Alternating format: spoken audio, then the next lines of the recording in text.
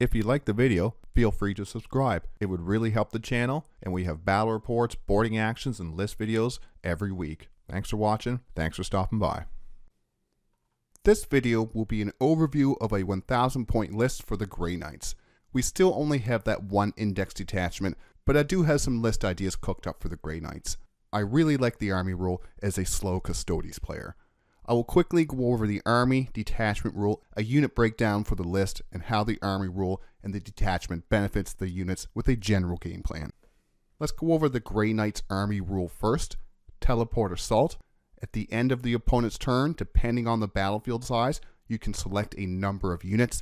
You remove those units from the battlefield, and then in the reinforcement step of your next movement phase, you can set these units anywhere up in the battlefield, more than 9 inches away from any enemy models. For the detachment rule, teleport shunt.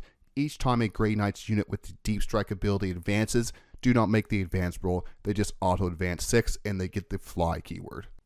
Now let's go over the list. It comes to 995 points. Our Warlord is a Grandmaster with the Inescapable Wrath enhancement. For our characters we have Castellan Crowe. For a battle line we have 2 units of 5 Brotherhood Terminators. Both have the side cannon, Narthecium and Agent's Banner. A 5-man strike squad, 1 side cannon and close combat weapon. Everyone else has the Nemesis Force weapon and Stormbolters. For our other data sheets, we have a 5-man Purifier squad, 2 incinerators and 2 close combat weapons. Everyone else the Nemesis and the Stormbolters. For our allied units, we do have a Armiger Warglaive with the Thermal Spear, Melt-A-Gun, and Reaper Chain Cleaver. Once again, comes to 995 points. Now let's move on to the unit breakdown. Let's start the unit breakdown with our Warlord and the Brotherhood Terminators. Our Warlord is the Grandmaster who will be joined to a Brotherhood Terminator squad. It's not quite as potent in melee as with Draigo, or doesn't have the mortal wounds potential of a Librarian. It's still a useful unit though for a 1,000 point game. The Grandmaster Might of Purity allows the unit he is leading to ignore modifiers, which is pretty big nowadays, especially if you're playing a smaller game and someone brought a Catan. This could really make the difference between not being able to kill the thing and be able to smash it right off the table. With the Grey Knights struggle to do large amounts of damage, this will keep our Warlord's unit in top fighting shape. He can also reduce the cost of a stratagem once per game with the Master Strategist. It's nice to have in our back pocket, but it's not something we want to plan for or the reason to bring the Grandmaster. I really like that ignore modifiers ability. He has a toughness of 5, a 2-up save with a 4-up invulnerable, and with 7 wounds, it means he won't go down easily to precision or anything like that. And this will be our toughest overall unit with the most damage threat besides our Warglaive. I want to use this unit to hold our more dangerous objectives. With the Master Strategist, we will always have a once per game Mist of Deimos to use. We could also use it to reduce the cost of Radiant Strike once per game to get some devastating moves potential in the fight phase. The unit will have 25 attacks with their Nemesis Force weapons, 20 of them hitting on 3s, the 5 from the Grandmaster will be hitting on 2s, Strength 6, AP 2, Damage 2, so having some devastating wounds potential in there will really help the damage of this unit. The same can be said about Haloed and Soulfire for 2 CP. It is expensive, we can use that once per game to reduce it to get a lone op within 18 inches.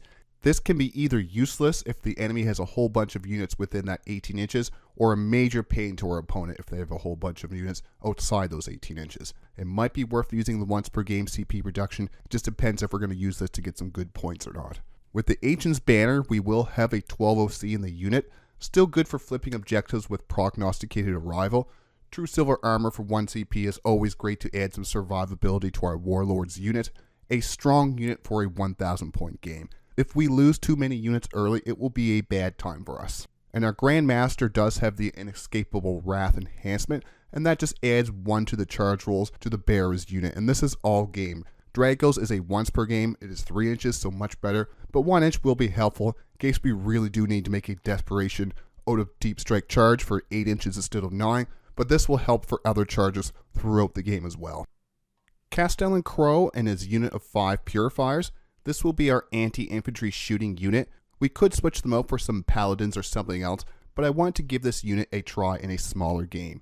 The Purifier squad has some good range anti-tank damage with 2 incinerators, combined with that anti-infantry 2 purifying flame psychic attack. Purifying Flame is 1 attack per model, hitting on 3s, strength 4, AP 1, damage 1. It is psychic attack, torrent, and ignores cover, and the big thing is it's anti-infantry 2.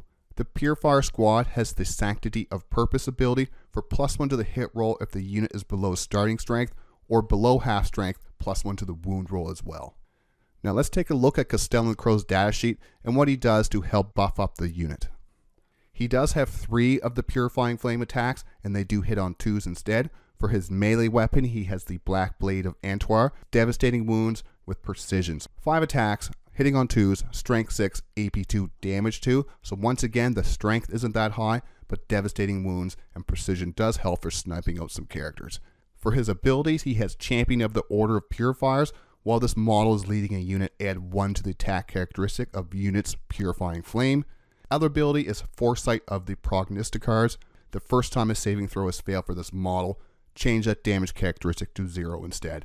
And this won't make a big difference unless someone's trying to precision you out or your whole unit is dead. So now we will have 10 Purifying Flame attacks from those 5 Purifiers, while Crowe has his 4 Flame attacks now because he's part of the unit. He'll also get that +1 to the Purifying Flame buff. There's no invulnerable save for the Purifiers, which do have the same base profile of a strike squad with the 2-up save, no invulnerable saves. So True Silver Armor is a great way to help their survivability by reducing incoming attacks AP by 1. Prognosticated Arrival to deep strike within 3 inches to throw out some anti-infantry flames is an option for this unit. Use Death from the Warp to give this unit assault and +1 to the hit roll, so now all the Purifying Flames from the Purifiers will be hitting on 2s, which will be much more deadly in these smaller point games. Next up is our Brotherhood Terminator squad without a leader. These Terminators getting cheaper for a 5-man unit in the October 2024 balance update is a good little buff for these smaller point games. The unit has no leader, but with the lethal hits on the charge, we can still threaten the enemy in melee with this unit. And they are a tough little unit at movement 5, toughness 5, 2-up save with a 4-up invulnerable, 3 wounds, leadership of 6, and an OC of 1. I do have a side cannon in this list, 24-inch range, 3 attacks, hitting on 3s, strength 8, AP 1, damage 2. Everyone else has that Storm Bolter with 2 attacks, hitting on 3s, strength 4, AP 0, damage 1, with rapid fire 2 on there. For our melee weapons, just like the rest of the army, Nemesis Force weapons. 4 attacks, hitting on 3s, strength 6, AP 2, damage 2. This is where the Hammer Hand ability comes in handy, the one where you get lethal hits on the charge, just to help get past that low strength. The Narthasium bringing back a model in our command phase, plus True Silver Armor. This will be a hard unit to kill. We have the banner equipped to add an extra 1 OC to every model in the unit. Prognosticated Arrival will be great for stealing objectives, because they will have an OC of 10 now. You can drop this down on objective 3 inches away from enemy models and hopefully flip it on our side. Now let's talk about the Strike Squad. This unit will be one of the keys to allow some of our other units to move around on the board a little more freely. We can sticky objectives with this unit using the Sanctifying Ritual ability. No invulnerable save, but a 2-up save and access to True Silver Armor to reduce the AP of incoming attacks by 1 will really help keep these things alive. Especially in cover, with True Silver Armor you will need at least AP 3 to get them saving on 3s instead of their normal 2s, so they'll be pretty hard to shift when they're in cover with True Silver Armor. We do not want to lose these early game though. The unit is key to our scoring. If they do get pressured, we can use Mist of Deimos to keep them safe. Other than to enemy light infantry units, this is more of a utility unit. The Strike Squad does have that 6-inch scout ability, but I think I want to start them on the home objective first, just so I can sticky that in our command phase and then have them free for the rest of the game. The only Grey Knight unit in our list with a native OC2, they will be great late game for flipping objectives if need be. This is a fantastic unit for the later turns, so try to keep them alive. Let's look at our one allied unit, the Armiger Warglaive. I have tried to fit a Dread Knight in this list, but for 150 points for the Warglaive, it does give us similar anti-tank threat with a big OC of 8. Let's take a look at the datasheet for this knight. It has a movement of 12, toughness of 10, 3-up save with a 5-up invulnerable, 12 wounds, 7 leadership, and a big 8 OC. For the ranged weapons, we have the Melt Gun, 12-inch range, 1 attack, hitting on 3s, strength 9, AP 4, D6, and it has Melta 2. We also have the Questor's Heavy Stubber, 36-inch range, 3 attacks, hitting on 3s, strength 4, AP 1, damage 1. Rapid fire 3 on this weapon, so you can get a lot of attacks with it. And then finally the thermal spear. It is Melta 4, a 24-inch range, 2 attacks, hitting on 3s, strength 12, AP 4, damage D6. So you can get some decent ranged anti-tank with this unit, but you do have to be relatively close. For the melee weapon, we just have that Reaper Chain Cleaver. It has a strike and a sweep profile. The strike profile, 4 attacks, hitting on 3s, strength 10, AP 3, damage 3. And then for the sweep, it is 8 attacks, hitting on 3s, strength 8, AP 2, damage 1. The unit composition, it comes with the Questoris Heavy Stubber, Thermal Spear, and Reaper Chain Cleaver. You can change that Questoris Heavy Stubber to a Melta gun, which is what I did. For the abilities, Deadly Demise 3 and Impetuous Glory. Impetuous Glory, each time this model makes a charge move until the end of the turn, melee weapons equipped by models have the Sustain Hits 1 ability. So that's pretty good because the range damage is already pretty good. Plus this now you can be able to smash out some extra hits in the fight phase. And this little knight can give us some good ranged anti-tank threat that this list usually lacks. Movement of 12 and an OC of 8 makes fantastic for stealing objectives, and there's no slouch in melee either. We can charge in, chop things up, and steal an objective. And like the Custodes, taking a knight will spread the enemy's big damage attacks between the knight and our tough Grey Knight models. The Grey Knight's army rule and detachment rule will not benefit the Warglaive. It still is an interesting choice in a smaller Grey Knights list. It gives us more attack options. Let's go over a general game plan for this list. I want to start the Castellan Crowe unit, the Brotherhood Terminator squad with Ode leader in the Deep Strike reserves. The Strike squad we will deploy on our home objective since the sticky objective ability is at the end of our command phase, so we want to be already on that objective at the end of our first command phase.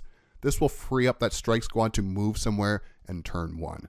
The Grandmaster's Terminator unit will deploy in cover, but as close as that center objective as we can to hopefully push towards there to get some secondary scoring or at least some pressure onto that objective. We want to deploy the Armiger Warglaive where it won't get shot off the board turn 1, but still in a good position to move up the board. If we can, use this to hunt some vehicles turn 1 or grab an objective in no man's land. We can use the Strike Squad sticky objectives. And like I said, that Strike Squad will be key, using the sticky objectives ability to grab some of these objectives and then teleport away with the army rule to do some secondary actions. There is a fair amount of melee threat in this list, but try not to rely on those 9-inch charges. It is a path to some sad times. On to our final thoughts. The Armiger Warglaive is an interesting addition to a 1,000 point list. It will give us some good ranged anti-tank.